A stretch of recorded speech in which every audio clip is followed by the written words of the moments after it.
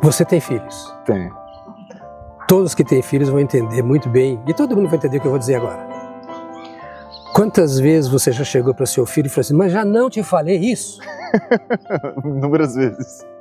Significa que você falou, e ele sabe, está convicto, mas não está fazendo. Uhum. Hoje eu acho que a nossa mensagem para a nossa convenção tem que ser essa. Porque não há um crente sequer que não entenda que a igreja tem que fazer missões.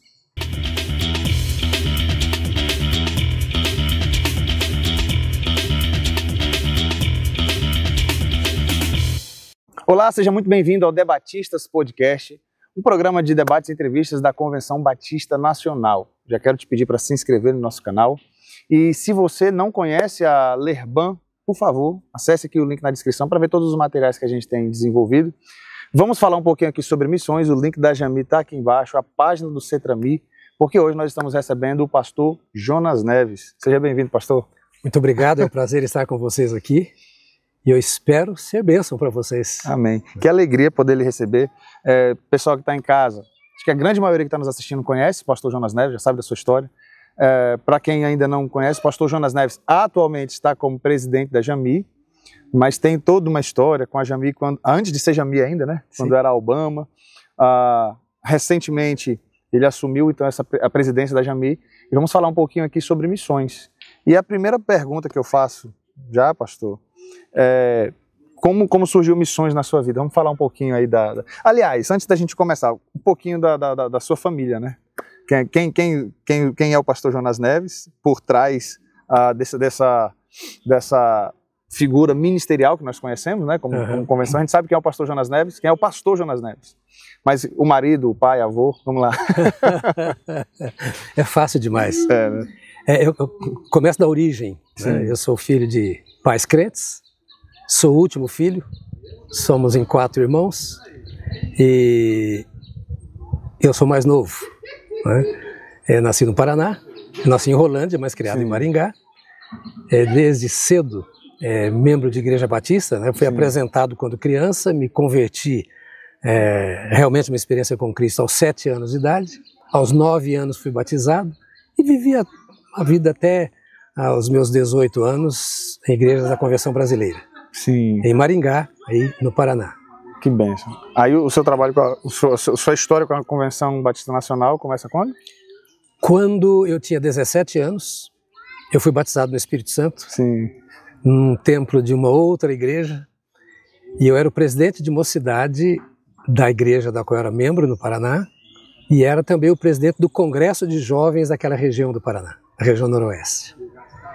E fui batizado no Espírito Santo, e aí tudo mudou. Sim. Porque eu fui convidado a me retirar. Eu me retirei. Aí o senhor foi para a igreja? Estava começando os trabalhos da que hoje é a Igreja Batista Sião, em Maringá. Né? O trabalho com os batistas de renovação, meu pai, meus 2 irmãos se tornaram membros já daquele grupo. E na inauguração do templo, eu me tornei membro, porque eu já estava desligado da outra igreja. E vim então para a Batista Nacional com 18 anos. 18 anos. Como é que foi? O senhor casou primeiro, antes de entrar no Ministério de Fato? Como é que foi isso? Com 19 anos eu fui para o STEB. O senhor foi para o STEB. Em Belo Horizonte. Sim.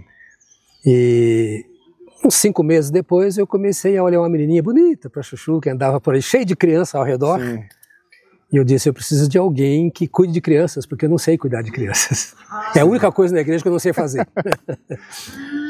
Mas é interessante que ela me chamou a atenção. E eu fiquei, assim, uns 5 meses olhando e etc. Isso na igreja local? Na igreja da Lagoinha. Na igreja da Lagoinha. O senhor estava na Lagoinha enquanto cursava o STEB? Sim, eu era seminarista da Lagoinha. Sim. Eu era seminarista. Durante os 5 anos de curso, eu fui seminarista da Lagoinha. Então vamos lá, o senhor saiu de Maringá, nessa igreja Batista Sião. Isso. Aí foi para BH. Para BH. Com 19 anos. Com aluno interno no STEB. Entendi. E eu fui convidado pelo Márcio, que havia sido pastor no Paraná. Sim. Então me conhecia. Então o pastor Márcio Valadão foi pastor em Ponta Grossa. Entendi, rapaz. Então ele não é mineiro, então, pastor Márcio? Ele é mineiro. Ele é mineiro, mas foi pastor. Belo Horizontino. Rapaz, tem muita história. Tem muita história, Então pronto, aí esse conhecimento que vocês já tinham no Paraná, Ele me convidou, ele foi meu professor de doutrina, Sim. Tinha doutrina na ocasião, depois teologia. Sim. Né? Então ele era meu professor de doutrina e disse, rapaz, vem trabalhar comigo e tal. E bom, começamos a trabalhar juntos. E lá eu conheci a candidata. A candidata. Com a qual eu faço 50 anos de casado esse ano. Esse ano? Esse Rapaz, ano. Olha só. Eu acho que esse episódio poderia colocar assim também, né? Bodas de ouro, olha aí. 50 anos.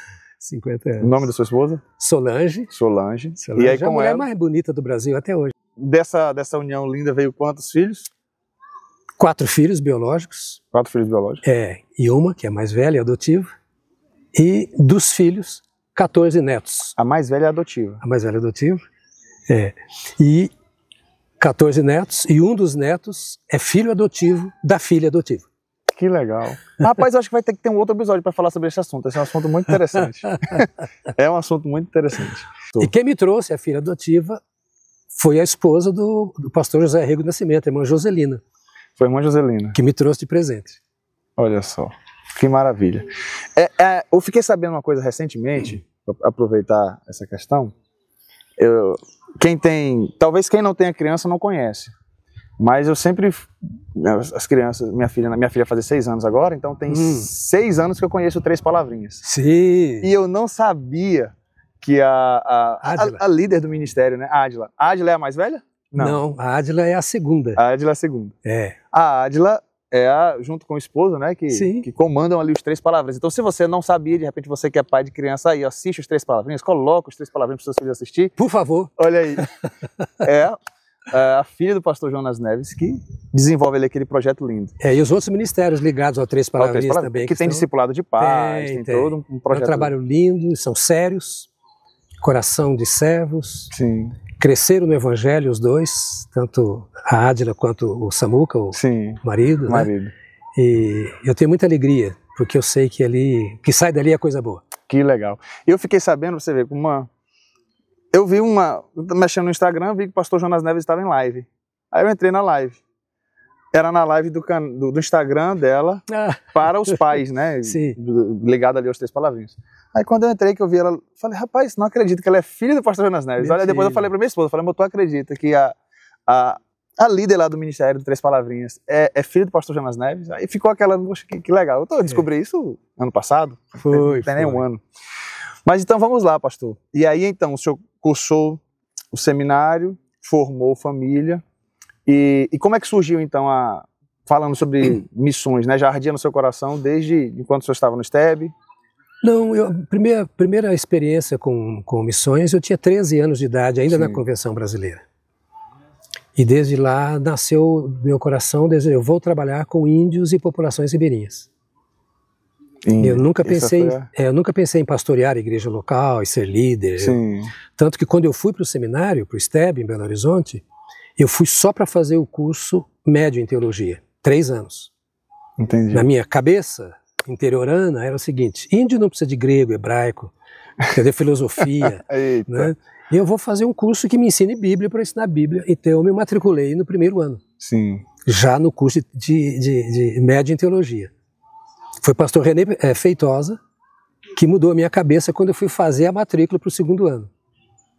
O pastor René falou. René me chamou, a secretária disse, olha, o pastor René falou que antes de você fazer a sua matrícula, ele quer falar com você. Ele disse, Jonas, você é muito novo, veio com aquela história de pai, né? Disse, não, você vai se formar muito novo e você não vai conseguir liderar com tanta facilidade aqueles mais velhos, mais etc. Então, não muda o seu curso, faça o bacharelado, entendeu? Pastor, mas eu vou trabalhar com índio, eu não preciso de bacharel. Quem falou que você vai trabalhar com índio? Já te contrataram? Não. Você vai se preparar para ser pastor da maior igreja do Brasil. Não vou deixar você sair, não. Aí eu fiz os 2 cursos juntos. Rapaz. Entendeu? E foi, assim, de Deus, porque elevou um pouco o nível. E já quando eu estava no último ano do seminário, eu estava começando a Igreja Batista Getsemane, que foi a fusão de uma congregação que eu tinha com uma outra, que o Rafael, que agora continua pastor lá com o Jorge Linhares. Sim. Rafael ia para o campo missionário com o navio, Dulos ou Logos, não me lembro. E precisava de um pastor, eu fiz a fusão da minha congregação da Lagoinha com a igreja dele, vendemos o templo compramos um terreno, construímos o primeiro templo da Getsemane. Ali eu fui para a Amazônia. Rapaz, então peraí, rapaz. E dei posse a Jorge Linhares para minha saída, ele me substituiu. Que coisa. Então o senhor foi co-pastor do pastor Márcio nesse primeiro momento? Não, eu era seminarista. Era seminarista. É. Aí o senhor liderava uma congregação da Lagoinha, que depois fez uma fusão com era a Igreja Batista da Floresta, não? Era a Igreja Batista do Aeroporto. Do Aeroporto. É. Que aí veio, acho que o pastor Jorge Linhares parece que pastoreava a Batista da Floresta. Ele pastoreava da Floresta e o Rafael a do Aeroporto. Aí fez essa fusão. E aí fizemos a fusão, e da fusão, como cresceu muito rápido, Sim. compramos o terreno. Na noite da minha formatura eu fui ordenado, no sábado seguinte eu tomei posse na Igreja Batista do Aeroporto. Aí dali a convenção formou a Albama, foi isso? Aí eu já tinha construído, batido a primeira laje do templo, já estava levantando a parede para o segundo andar. O pastor Rosivaldo, foi uma coisa interessante, porque eu estava saindo de uma sala no domingo de manhã para ir ministrar aos adultos na escola dominical. E uma irmã, que quem ouvir de lá de Belo Horizonte vai se lembrar, a irmã Maria Geralda, ela era minha filha na fé, uma mulher cheia do Espírito, profetiza, e eu ia saindo da sala para ir para o templo para dar aula, e ela disse assim: pastor Jonas, para onde o senhor está indo? Eu disse: eu vou dar aula para os adultos agora. Não, pastor. Para onde o senhor está indo? Eu vou dar aula para os adultos. Não, pastor, o senhor não entendeu. Para onde o senhor está indo? Eu disse: por quê? Vou dar aula para os adultos. Ela disse: Deus me mostrou em visão o senhor essa madrugada. Um homem muito parecido com o pastor Rosivaldo tinha uma carta na mão e a outra mão esquerda ele apontou assim, era um campo muito verde. Ele entregou a carta e disse: para lá que você vai. Para onde o senhor está indo? Meu Deus. 15 dias depois tinha a reunião da ordem e o pastor Rosivaldo me chamou. Ele morava em Belo Horizonte, a sede nacional da convenção era lá. Sim. E a reunião da ordem foi na Lagoinha. E ele, quando entrou, me viu e falou: Jonas, não vai embora que eu preciso falar com você. Terminou a reunião, ele disse: Jonas, vai ao escritório porque eu vim de Belém, no Pará, e eu preciso falar com você. Fui ao escritório dele, uns 3 dias depois. Ele me mostrou o mapa da Amazônia, contou toda a história e disse: e mandaram fazer você. A Albama vai ser recebida pela Convenção Nacional, porque ela era uma menção à parte. Ela vai ser recebida pela Convenção Nacional na Assembleia Convencional agora em Salvador, no mês de setembro, parece. E a Albama vai ser recebida pela Convenção como instituição missionária dela, e a diretoria da Albama está te convidando para assumir a Secretaria Executiva. Qual é o significado da Albama mesmo? Aliança Batista Missionária da Amazônia, Sim. que cobria Rondônia, Acre, Amazonas, Roraima, Pará, Amapá, Maranhão e Piauí.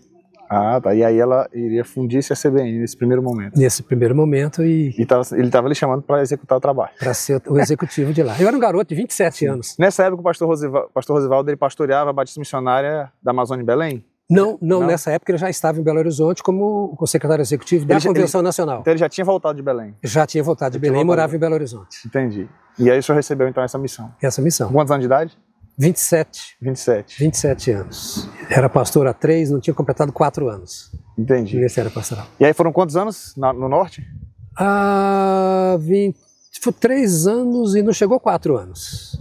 Rapaz, o senhor fez tudo aquilo que a gente ouve em menos de 4 anos, pastor? Foi. Porque o senhor passou pela Transamazônica, porque a gente passa lá, o pessoal fala: não, o pastor Jonas Neves esteve aqui e tal. Plantei a igreja na Transamazônica. Na Transamazônica. E meu pai, o senhor foi em que ano isso? 82, 81, acho que 82. 82. Aí depois o pastor Geraldo... Foi. O pastor Geraldo foi. Assumiu lá. Assumiu. O senhor que chegou a levar o pastor Geraldo para lá? Não, eu nem conhecia. Não conhecia, não. O pastor Geraldo chegou depois. Em 98 meu pai foi para lá. E aí o irmão Elias, né? O irmão João ali. Sim. São paranaenses também. São. E aí eles falavam... Éramos da mesma igreja tradicional no Paraná. Era da mesma igreja. Olha só, que coisa linda. Aí eu conheço essa história do pastor Jonas Neves ali na Transamazônica. Mas aí eu já sei que tem influência sua lá em Rondônia, no Amazonas. Como é que foi esse processo? Qual foi o primeiro campo quando o senhor saiu de Minas? O primeiro campo foi lá, Transamazônica. Ah, o primeiro foi lá. Porque o meu irmão tinha fazenda lá. Entendi. Então ele tinha fazenda e na fazenda dele ele construiu uma escola. Sim. Combinando com o município. Vocês constroem a escola aqui e eu dou o terreno, 1 hectare de terra, com cacau e tudo do hectare para ajudar a manter, com a condição de, já que as aulas vão ser só de dia, e todas as noites eu quero igrejas dirigindo culto aqui. Uau. Então tinha metodista, num dia, tinha para todo gosto. Sim. E nós criamos o nosso também lá. Que legal. E depois o João que veio, o irmão João com a família toda, falei Sim. com ele há pouco tempo, tá velhinho já, Tá. que veio do Paraná lá para a Transamazônica. Eles convidaram, vamos fazer um culto com o pessoal da região. Aí fomos. Foi uma história linda, porque a segunda noite tinha tanta gente que o assoalho desceu. Foi mesmo. Casa de madeira, aquela coisa da mata mesmo, né? E eu fui falar em 2 reuniões e falei uma semana, até perder a voz. Uma semana. Irmão João, eu pastoreei. Eu cheguei a pastoreá-lo. Lá eu fui pastor em Medicilândia, né? Por 3 anos e meio. Ótimo. Foi a igreja que eu peguei como congregação que eu citei agora.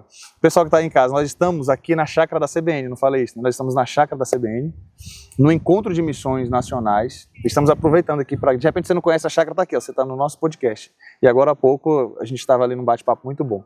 E aí eu comentei isso, né? Que eu comecei com uma congregação, que é a sede em Altamira. E essa congregação é de Medicilândia. O irmão João morava no quilômetro 80, então ele participava dessa congregação. E depois nós emancipamos esse trabalho. Foi uma honra ter o irmão João ali por perto conosco.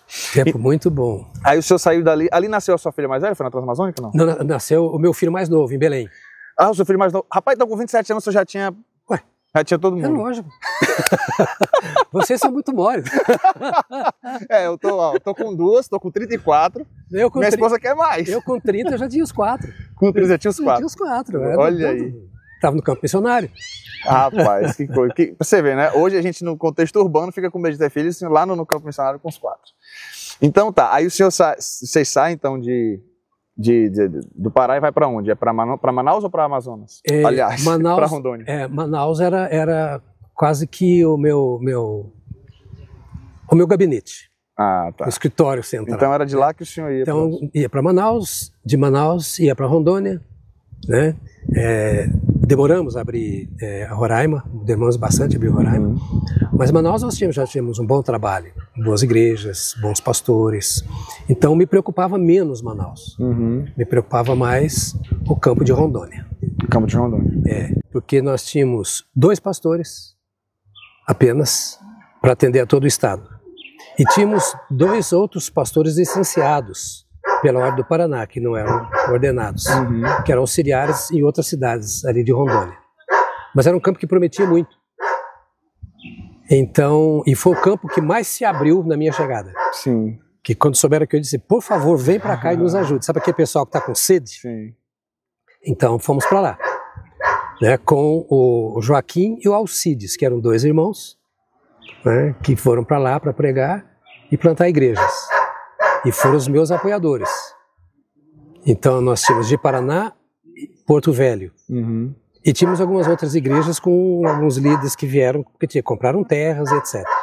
Que bem. E hoje está um trabalho lindo lá. Eu acho que do Norte deve ser a maior convenção. A maior convenção, acho. Agora, o que foi o meu papel foi juntar esses líderes, organizar a igreja, levar outros pastores. Levei alguns pastores, Vilhena, Jaru, outros lugares assim. Levei pastores de Minas, do Rio, para lá. Né?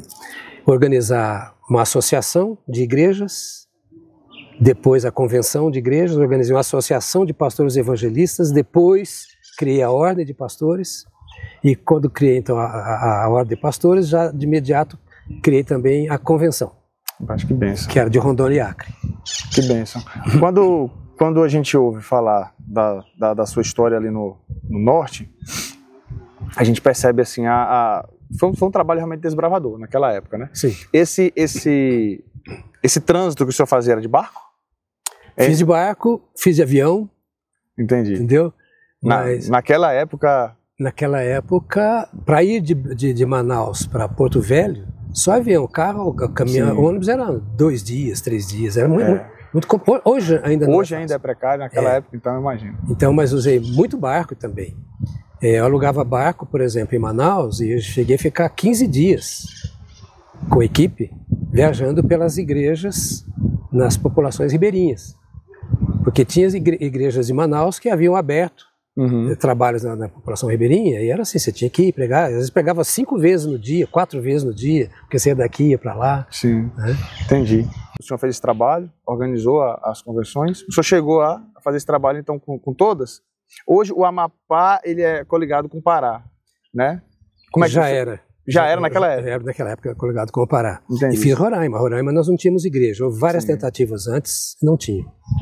Então teve um suboficial do Exército, ele era músico, regente, maestro da banda, que foi transferido para Roraima. Sim. E o pastor Aloysio Laurindo da Silva me apresentou, era a ovelha do Aloysio. Sim. Falou, olha, está indo para Roraima. E ele é um pregador, ele é um evangelista. E eu falei, vamos começar uma igreja lá? Ele falou, vamos. Já tinha tido outras tentativas. Sim. Que não deram certo. E ele foi para lá. Então, era muito pequeno, tudo ainda, né, lá. Ele logo foi ao governador e falou, governador, eu tô aqui e tal. Se apresentou e disse, eu quero começar uma igreja aqui. Eu preciso de um terreno, não tenho dinheiro para comprar. O governador deu um terreno na avenida principal, sim, perto do Detran, para ele. Aí ele foi a uma serralheria e falou, eu quero construir um templo aqui, eu preciso de madeira. Nós estávamos fazendo um lugarzinho pequeno, estava começando. A madeireira deu toda a madeira. Aí ele voltou para a tropa e disse assim, ó, preciso de gente para me ajudar. Tem que construir assim, assim, e juntou lá os soldados lá, crente, não crente e tal. Construíram lá um templozinho, ainda tinha uma salinha no fundo para mim, para quando eu fosse lá. E assim o trabalho, então? 6 meses depois, ele foi transferido para Vitória. E aí, como é que ficou? Então ele viu, olha, eu estou indo para Vitória, eu não sei o que eu vou fazer agora, deixar esse povo aqui, tinha 10 pessoas. Sim. Eu fui correndo para lá, de Belém, peguei o avião, fui para lá para ver como é que faria a coisa. E não tem ninguém, não tem. No final das contas, no final de um jantar, ele falou assim, eu tenho aqui um pastor da Assembleia de Deus, está frequentando aqui, era pastor de uma igreja boa aqui, mas o pastor-chefe deles veio e a mulher estava limpando os vidros, então estava de calça comprida, e eles me expulsaram. A igreja tinha 300 membros. Eles me tiraram da igreja e mau testemunho, etc. Então esse pastor está quebrado e está aqui frequentando comigo a igreja. Falei, vamos lá visitar o pastor. Aí fomos lá visitar esse pastor, na casa dele. Sim. Aí fui tratar da alma dele, orar e mostrar como é que as coisas acontecem, mas que aquilo não ofuscava o ministério dele, que o chamado não era denominacional, era um chamado, aquela conversa bíblica, né? Orei, choraram, agradeceram, abraçaram, e a hora que ele pensou que eu fosse embora, eu falei, tá tudo bem, seu coração tá em paz, tá, então agora tem um serviço para você. Tá vendo? Qual que é o serviço? Ele falou, ele tá indo embora, contei a história toda, eu falei, eu preciso de você guiando esse rebanhozinho que tem aí umas 10 pessoas, eu não posso deixar fechar não. Já tem o templo, entendeu? Tal. Não, pastor, eu sou da Assembleia de Deus, eu não sei nada de batista. Eu falei, você é salvo? Tem convicção de chamado? Deus colocou no seu coração ovelhas? Colocou. Agora você tem ovelhas? Não. Você é pastor? Sou, mas você está pastoreando? Não, não tem ovelhas. Então, não tem nada com isso. Tem 10 pessoas lá, eu vou embora, daqui 4 meses eu trago alguém para você, você vai cuidar.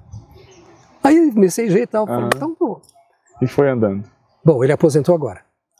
Rapaz. E o filho dele assumiu o pastorado. Da Igreja Batista Nacional? Na nossa igreja lá. E foi a única hoje, eu fui pregar lá há pouco tempo. Todo o estado está cheio de batistas nacionais. E ainda nos países vizinhos ali já tem igrejas abertas. Que maravilha. Aí o senhor então ficou ali esse período. E aí foi dali que o senhor já foi para o Batista do Povo? Da Obama. Da Obama. É, da Obama. Ah, tá, porque o senhor saiu do norte, o senhor continuou o trabalho? Continuei o trabalho, né? Em outras localidades? Ainda consolidando, ainda tinha atividades no Maranhão, tinha atividades no Piauí e tal, né? E ainda continuava com Rondônia e Acre. Sim, né? entendi. Então foram quantos anos na Obama no total? Foram uns 3 anos e meio para 4. Esses 3 anos e meio total? Eu ficava, exatamente, eu ficava 15, 20 dias no campo. Entendi. Por mês. E na última ocasião, então, no último momento com a Obama, o pastor Gerson Vilas Boas, que era o nosso secretário nacional, me ligou daqui de Brasília, dizendo, olha, vamos ter um encontro do Complexo em Curitiba, e eu queria que você fosse, porque queremos ouvir mais sobre a Obama. E eu falei, olha, não tem dinheiro para ir. Não tinha. Eu vou fazer um relatório e mando por escrito. Mas rapaz, você tinha que vir. Eu falei, pastor, eu não tenho de onde tirar o dinheiro. Com o dinheiro que eu tiro daqui a Curitiba, eu pago 5, 6 missionários. Imagina um absurdo que era a passagem naquela época. A passagem era um absurdo. Eu vou fazer um relatório. Aí eu sentei para fazer o relatório. E a certa altura, quando eu terminei o relatório, eu falei, eu não tenho condição de dirigir esse campo mais. Cresceu muito. Não dá para um homem só, morando em Belém, administrar isso tudo, não tem condição. Quando foi fazendo relatório, os números foram, os resultados parece que saltam aos olhos. É incrível como escrever é importante. Uhum.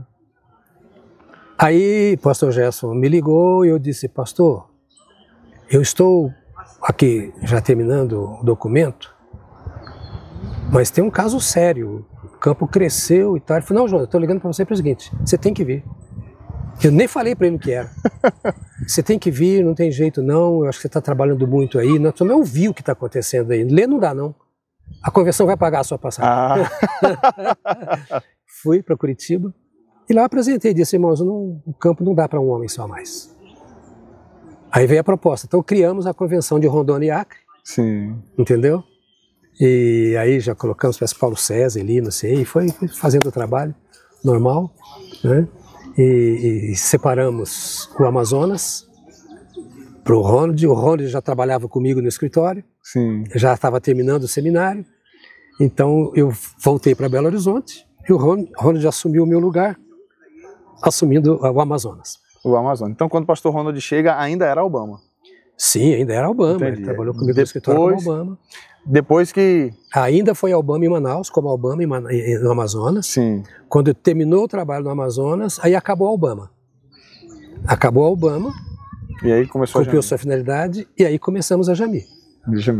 Bom, que maravilha. E aí então o senhor, quando o Ronald assume, aí o senhor vai para a Batista do Povo? Para Lagoinha. Ah, o senhor voltou para Lagoinha? Voltei para Lagoinha. Quantos anos lá? 15 anos. 15 anos na Lagoinha depois desse processo? Depois desse processo todo, fiquei mais 15 anos na Lagoinha. Entendi. Aí que eu fui para São Paulo. Ah, e quando o senhor vai para a Batista do Povo, o pastor Ernesto Tonini ainda estava lá. Como é que era? Ele estava, a convite para São Paulo foi durante 6 anos e meio.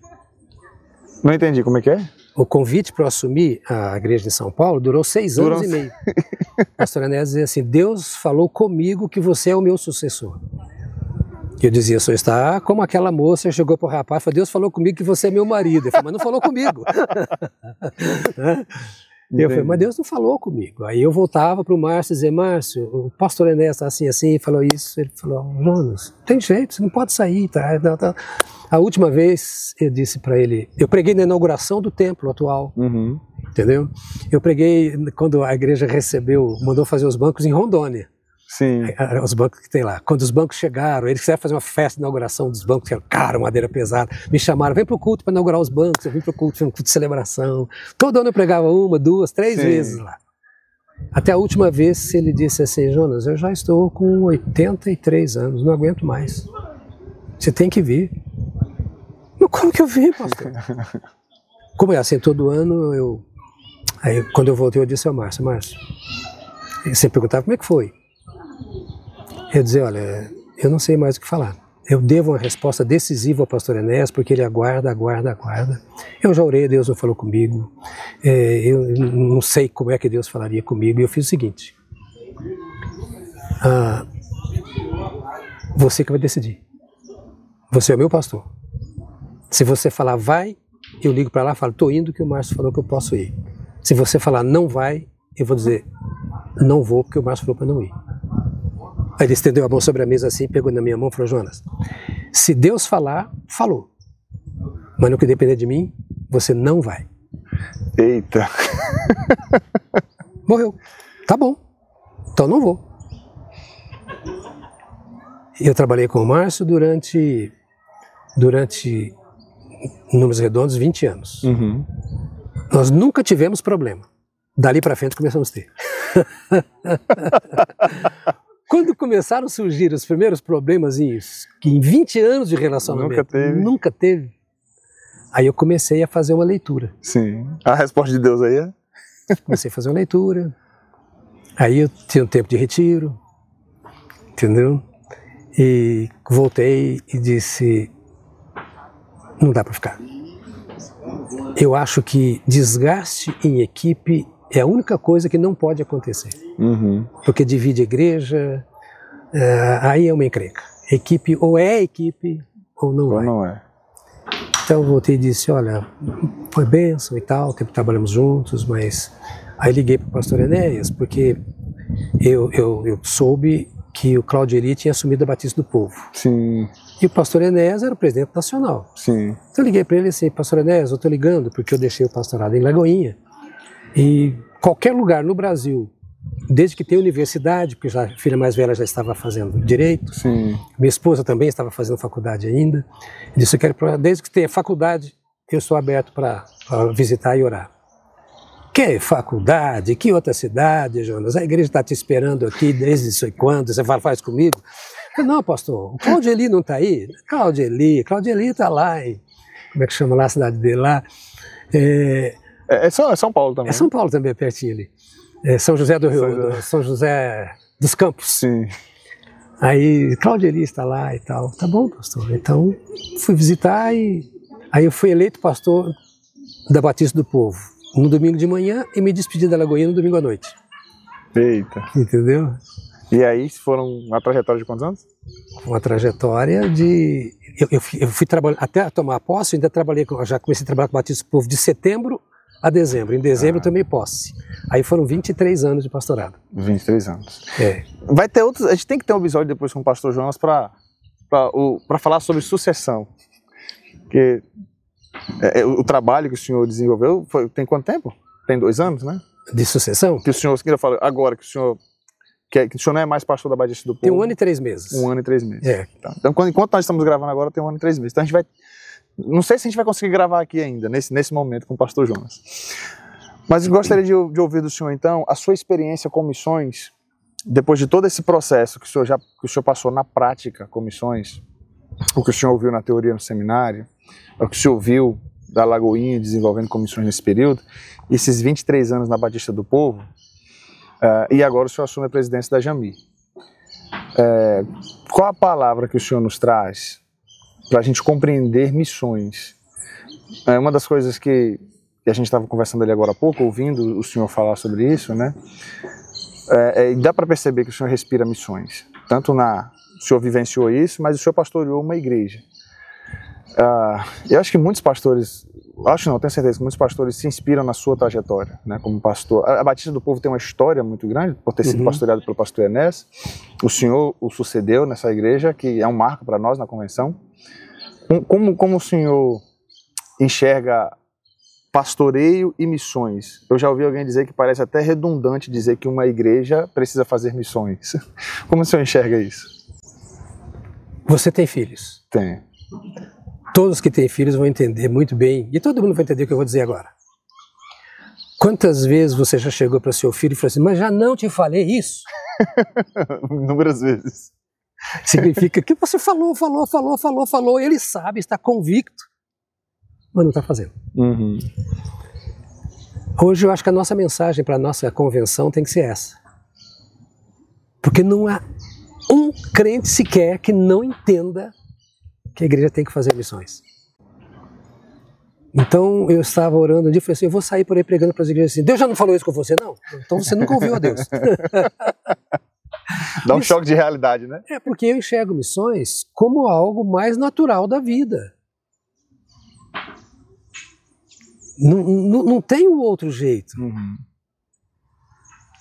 Se não está fazendo missões, está doente.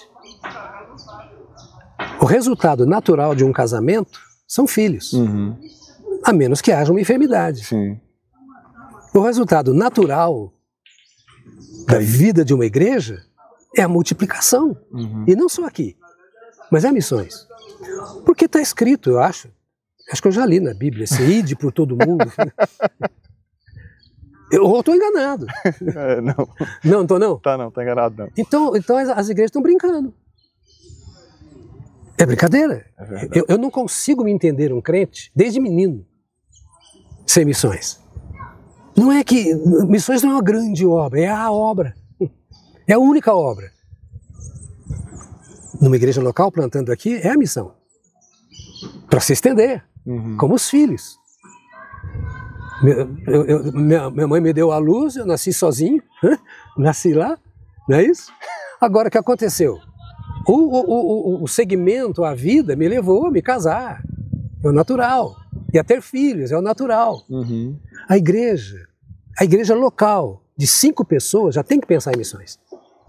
Uma igreja de 5 pessoas já tem que pensar em missões. É lógico. Ser de fiel no pouco, Sobre muito te sobre colocarei. muito te colocarei. Todas as igrejas, pela misericórdia de Deus, todos os trabalhos que eu fiz prosperaram. Mas eu comecei fazendo missões. Lagoinha não tinha uma organização para missões. É mesmo, pastor. Não. Quando o senhor chega lá, o senhor organizou... Ela abria igrejas, congregações. Sim. Mas não tinha estruturas. Vamos fazer missões, essa congregação vão para fora. Era ali, dentro da cidade. Primeira coisa que eu fiz quando eu voltei da Amazônia foi, eu voltei do campo missionário, certo? Mas o meu coração não saiu de lá. Eu sou o mesmo, eu sou pastor. Mas para mim, a igreja, gerar igrejas, é como o casal gerar filhos. Rapaz, e é importante quando o senhor falou, algo que me fez refletir aqui. O pastor René, quando lá atrás, na sua formação, você falou, não, mas eu sou o básico mesmo. E ele falou assim, não, você vai pastorear a maior igreja do Brasil. Ele usou esse termo, né? O senhor então foi pastor na Lagoinha por todo esse tempo. 15 anos. 15 anos, depois pastoreou a Igreja Batista do Povo. Qual a mensagem que o senhor traz para os pastores, até mesmo nessa questão da formação em si? Desse conhecimento missiológico, da importância da missiologia. Uma das coisas que a gente tem visto hoje é a teologia pela teologia. Até um tempo atrás, quando a gente falava em teologia, nós falávamos de uma coisa mais ortodoxa, falávamos de centralidade na Bíblia. A teologia, eu falando da teologia no nosso meio, né, meio cristão. Num campo em que a intolerância religiosa é um tema que tem sido discutido, como a singularidade de Cristo entra em situações como essa, né? Como é que você vai pregar no contexto indígena? Jesus é o único caminho, até mesmo outras religiões. Como o senhor tem visto isso? Como foi a sua experiência aí na igreja, coordenando esse trabalho de missões, com muitos missionários no campo? Como a gente entende a dificuldade, esse desafio? Jesus é singular em cultura, num mundo tão pluralista e pós-moderno como a gente vive. Eu acho que a gente precisa voltar um pouco à simplicidade das Escrituras. O academicismo é importante, mas ele não pode sufocar o mínimo da verdade. Verdade. A palavra de Jesus é assim, se sabeis essas coisas, fazeis bem se as praticardes. Claro que ele não estava falando de missões, Sim. mas traz uma lição. Sim, sim. Nós sabemos o que é missões, isso é que me dói. É o básico, né? Me permita assim, me tira a paciência. Sim. Eu ter que sentar com um pastor, 30 anos no ministério, tentar convencê-lo a convencer a igreja de que ela tem que fazer missões. Qual é o relacionamento que essa pessoa tem com o Espírito Santo? Que colocou lá, ide por todo mundo, registra isso aí. É o básico, né? Nós estamos falando do básico. Do básico. Então é a mesma coisa que você colocar um aluno na universidade e ele não saber assinar o próprio nome. É verdade. Ontem eu estava conversando aqui no refeitório com o pastor Cristiano e o Tom Brasil, coordenador de missões aqui do DF. E eu mencionei algo interessante, né? O Tom estava falando de um movimento que ele foi um tempo atrás, era um congresso de missões, de avivamento, se não me engano do Dandu, que aí David Kilman fazia parte, outros e tal. E eu falei assim, era um tempo que se falava de missões, não se falava tanto de estratégias missionárias. Né? Hoje em dia, eu estava falando assim, hoje em dia a gente fala sobre, hoje em dia parece que quando se fala missões a gente está falando de estratégia, dos mecanismos, as maneiras e tal, e aí o pastor Cristiano falou, e a gente faz, ele usou um termo lá, mas foi mais ou menos isso, e a gente faz bem menos com tudo isso do que eles faziam falando de ir no poder do Espírito. Quando o coração está aquecido, não tem desafio que não seja vencido. Né? Eu fico imaginando o senhor indo lá para a Amazônia naquela época, com crianças pequenas, eu imagino a abnegação que foi isso, naquele período, né? Naquela época. Agora você sabe do interessante? Como eu vim com um propósito, me casei, Sim. tendo antes trabalhado com a moça com quem eu namorava, o meu propósito, Sim. Eu sabia que uma hora podia acontecer. Eu estava preparado para isso. Eu tinha a igreja na minha mão, eu não tinha necessidade nenhuma. Eu era o terceiro pastor batista nacional mais bem pago em Belo Horizonte, como igreja recém-nascida. Sim, rapaz. E o senhor foi lá para o norte? Tive a casa na Pampulha, perto da Lagoa, um lugar fantástico, a igreja dava para morar. E eu tinha apenas 27 anos. Eu não entendo isso, mas assim, quando Deus tem uma missão, Ele tira até aquilo que tinha mais precioso do seu coração. Eu era apaixonado pela igreja, apaixonado. Eu falei, eu vou sofrer demais. Porque quem estava ali, grande parte, a maioria já eram meus filhos na fé. Prédio que a gente construindo e tal, estava muito bem. Mas assim, a vocação apaga as outras coisas. Então, nós passamos muitas dificuldades financeiras, enfermidades, filhos. Nada disso trouxe qualquer tristeza. Ficamos sem dinheiro, quase que tivemos que pedir dinheiro emprestado. Tive filho doente, não tinha dinheiro para pagar o hospital, porque não existia plano de saúde como agora, entendeu? Mas, resultado, não trouxemos nenhuma marca negativa. Meus filhos são todos envolvidos no evangelho, felizes com tudo. Eu não podia comprar uma maçã para os meus filhos. Não tinha dinheiro. Então eu olho para trás hoje e digo assim, quando eu vejo os meus filhos, os meus netos, lá no púlpito, adorando o Senhor, outro fazendo isso, dirigindo o ministério de igreja e tal, eu falo, a obra missionária é andar assim com o papai, ó. Por falar em família, agora, em agosto, nós vamos ter o Congresso da Família. A nossa Assembleia Geral é o Congresso da Família. Então vai ser em Águas de Lindóia. O link está aqui na descrição para você ver todas as informações, lá no Hotel Majestic. Vamos ter assuntos maravilhosos lá para serem tratados, inclusive vai ter a celebração dos 30 anos da Jami. Né?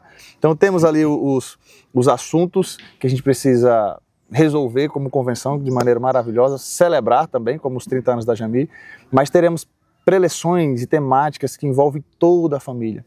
Então, que essa Assembleia Geral seja um marco na sua vida. Inclusive, a gente vai estar fazendo lá também um momento de renovação de votos. Então, mulher, que você fica falando assim, marido, 20 anos de casado, 25, vamos fazer 10 anos, vamos fazer uma renovação de votos. Olha, prepara aquela roupa, fala com o maridão, pega aqui o link da inscrição, manda para ele e participa desse congresso com a gente, que eu tenho certeza que vai ser um marco na tua vida, vai ser um marco no seu ministério.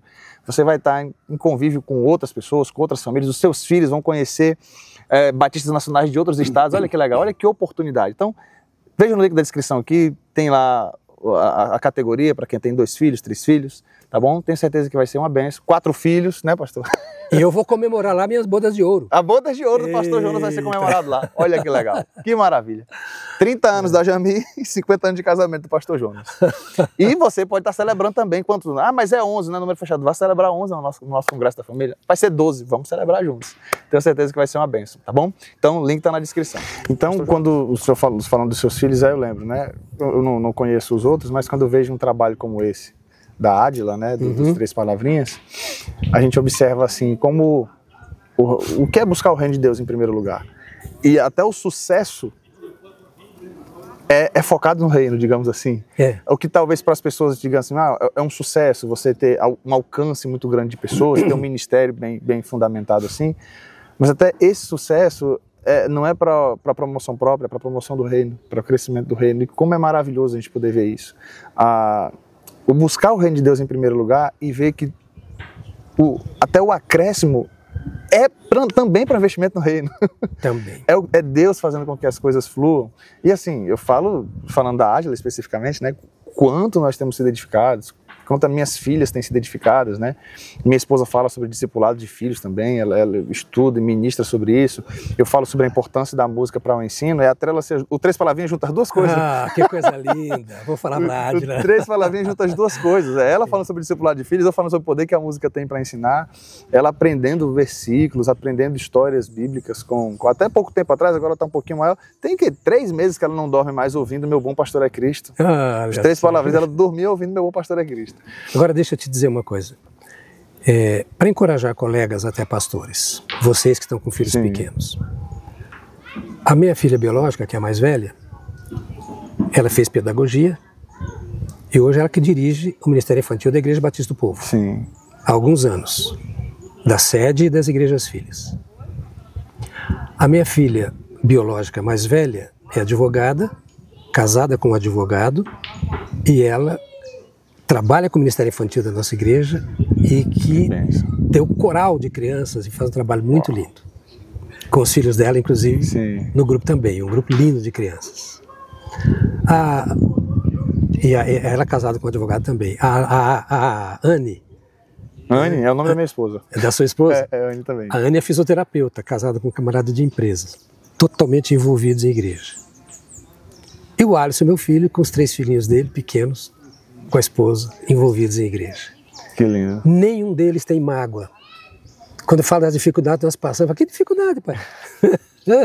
Isso é lindo, pastor. Todos eles. Por que isso? Porque missões não mata filho de pastor. É verdade. Missões não destrói casamento. Missões não precisam trazer amargura ao coração de quem está lá no campo. É verdade. Porque o vocacionado, ele precisa ter convicção de que ele está preparado para aquilo que Deus está colocando na mão dele, naquele período. Ou então a vocação dele não é aquela. É verdade. Isso que o senhor fala me lembra um pouquinho da nossa história. Eu sou filho do meio de 3, né? Meu pai foi para Altamira em 98. Eu fui para lá com 8 anos de idade, mas tem meu irmão mais velho, Magdiel, e tem um mais novo, que é o Jonas. Os 3 na igreja. No ministério, diretamente falando, como pastor, eu. Mas meu irmão mais velho é músico da igreja. Meu irmão caçula ministra louvor também de maneira extraordinária. E se essa pergunta for feita para nós também, se existe algum trauma da igreja, não existe nenhum. Amamos a igreja. Fomos criados na igreja. E você está aqui fazendo um trabalho para a igreja do Brasil. E outra, eu era obrigado a ir para o culto. Pronto. Eu acho que foi o pastor Silmar Coelho que falou algo interessante, eu vi um cortezinho esses dias. Ele falando assim, você obriga seu filho para a escola. Você obriga seu filho a fazer faculdade. Ou seu filho é obrigado a ir para o trabalho. Nada disso traumatiza ele. Vai traumatizar obrigar ele para a igreja? Não. E realmente, a gente era obrigado a ir para a igreja. E essa obrigação de outra, na outra parte do tempo, era maravilhoso estar na igreja. Participar dos cultos, estar ali. Hoje em dia eu acho que é um desafio muito grande também para os pais nesse sentido. Existem muitas vozes. A grande linguagem perniciosa hoje é, para o campo missionário, você sofre que você não imagina. Esse é pernicioso, né? Pernicioso. E ela tem 2 problemas. Primeiro, a fala. Significa o descompromisso da igreja com missões. Porque eu não mandaria o meu filho para passar fome lá fora. Isso é verdade. Então, quando nós concordamos com essa ideia, estamos dizendo assim, nós somos irresponsáveis, porque nós pusemos filhos no mundo para Deus, geramos os filhos espirituais, são chamados para o ministério, e nós nos deixamos passar necessidade. Então ela é altamente perniciosa e maligna. Por outro lado, nós falamos isso, mas nós somos a solução. E a coisa fica pior por quê? Porque a gente fala, mas não resolve o problema. Rapaz, isso que o senhor está falando, pessoal de casa, que eu vou confessar o meu pecado. Eu iria colocar aqui, muito talvez, no tema desse podcast, os desafios do Ministério Missional, alguma coisa nesse sentido eu iria colocar o título. Mas o senhor falando me veio algo aqui.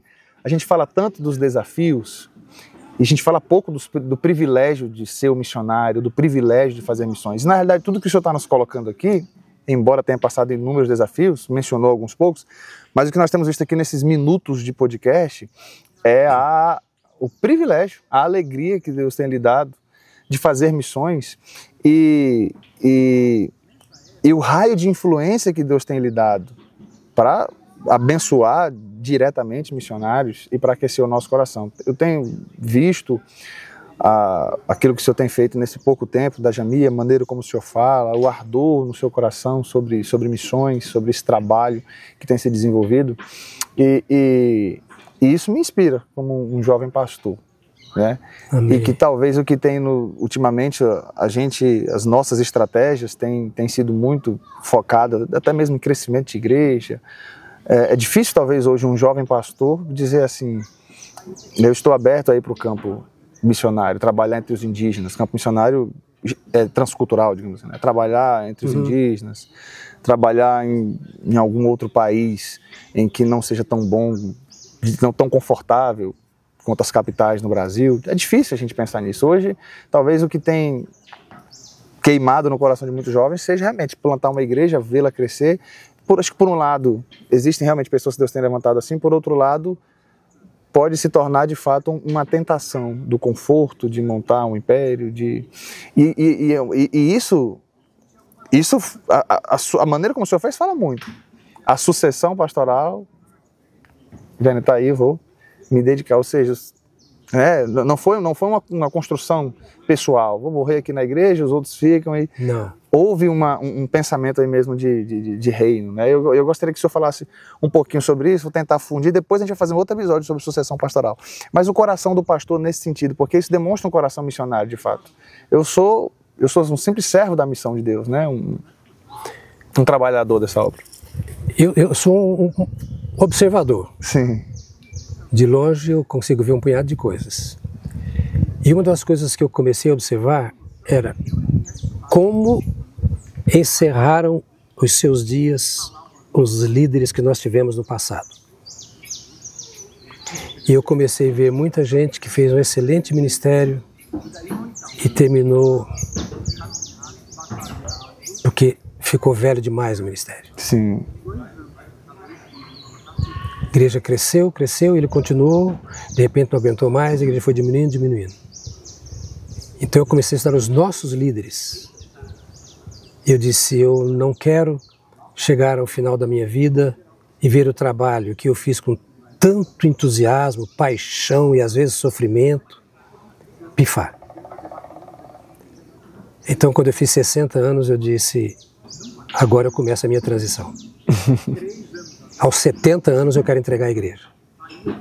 Com base no que eu vi acontecer na vida dos pastores, que entraram pelos 60, 70, querendo entrar nos 80 ou passando deles. Sim. E aquela ideia assim, eu só vou deixar o ministério no caixão. O fato de eu ter me aposentado aos 70, que já vai fazer 2 anos agora, sim, me impediu de realizar o ministério. Sim. Impediu a igreja de ter na frente dela, ou à frente dela, um pastor cansado, desestimulado. Porque a administração de uma igreja, se ela cresce então, não tem ideia. É cansativo. Entendeu? Você chegar aos 70 anos e agora que qualquer um pega. Porque você não preparou o seu sucessor. Então teve 10 anos aí de preparo. 10 anos, entendeu? Formação de equipe, trazer para mim, reunir toda semana. Então eu olho hoje para trás assim, a igreja hoje, 1 ano e pouco depois que eu deixei, está melhor do que quando eu deixei. E não estou falando assim para, vai lá ver. Sim. O povo decidindo, gente sendo batizada, células se multiplicando, templo cheio, já estão falando de fazer a reforma lá embaixo, que não está cabendo mais no culto de 10h30, já não dá para abrir mais culto, não tem tempo, percebe? Eu fico assim, eu fico arrepiado. A gente que está ouvindo também. Porque eu vi isso do senhor, a igreja está melhor. Não, está melhor. Que é isso? Agora, o que eu fiz? Eu fiz aquilo que eu devia fazer, entendi que devia fazer, até a hora que eu entendi assim, eu não preciso deixar a igreja, eu sou membro lá. Aliás, eu sou vice-presidente. Olha aí. Eu estava viajando e quando eu voltei eu soube que eu era vice-presidente. Entendeu? Eu tenho a mesma liberdade na igreja. Anteontem, eu vim para cá ontem, né? Anteontem eu sentei com o meu sucessor, foi na minha casa almoçar comigo, ficamos 3h30 conversando sobre igreja, trocando ideia. Eu faço mentoreamento com ele. Eu aceito convites para ser o pastor, a indicação do meu nome, se você for o meu mentor. Uau. Eu fico mentor, não tem problema nenhum. Ou seja, a minha maior alegria... Agora eu estou ficando menos assim... Os primeiros dias que eu voltei lá, que eu vi como estava indo, eu comecei a chorar. Eu disse, meu Deus, que coisa linda saber que eu não faço falta.